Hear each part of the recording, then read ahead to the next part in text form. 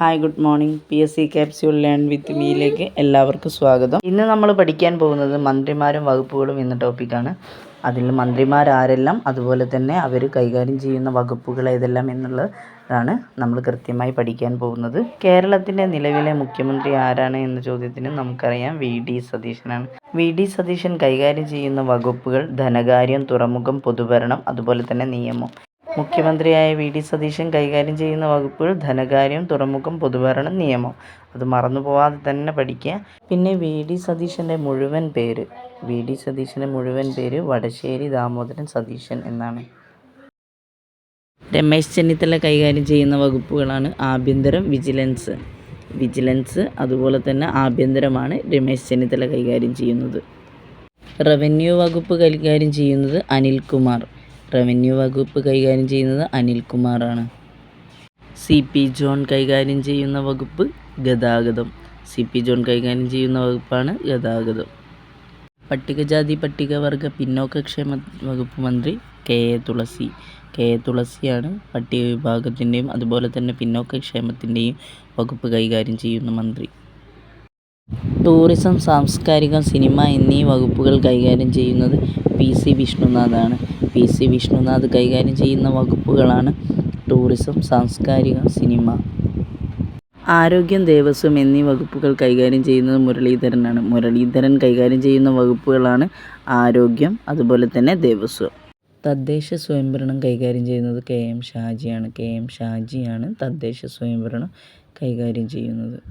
സണ്ണി ജോസഫ് കൈകാര്യം ചെയ്യാവുന്ന വകുപ്പ് വൈദ്യുതിയാണ്. വൈദ്യുതി വകുപ്പ് മന്ത്രി ആരാണെന്ന് ചോദിച്ചാൽ സണ്ണി ജോസഫാണ്. അതുപോലെ തന്നെ കൃഷി വകുപ്പ് കൈകാര്യം ചെയ്യുന്നത് T സിദ്ദീഖാണ് കൃഷി വകുപ്പ് മന്ത്രി ആരാണെന്ന് ചോദിച്ചാൽ T സിദ്ദീഖ്.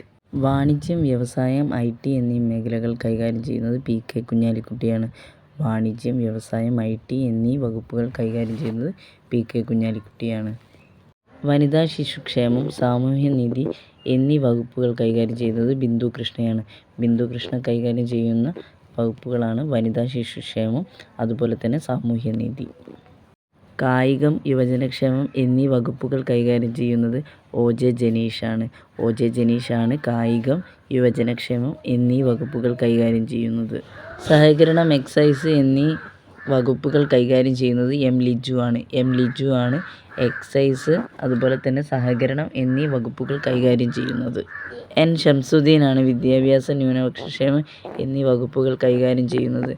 വിദ്യാഭ്യാസം, ന്യൂനപക്ഷക്ഷേമം എന്നീ വകുപ്പുകളുടെ മന്ത്രി N ഷംസുദ്ദീനാണ്.